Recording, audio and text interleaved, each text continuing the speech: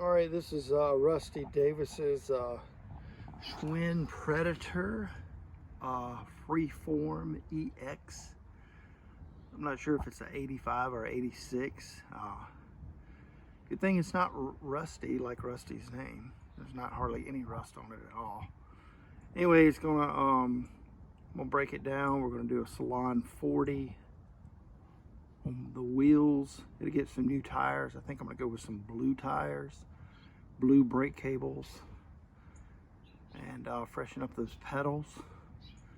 But pretty much gonna keep everything as it is, except repowder coat the frame, new decals.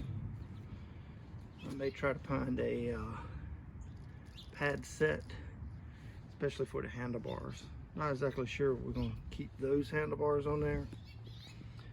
Kind of was thinking something similar to what Ron Wilton rode on the 85 Tour. Anyway, stay tuned.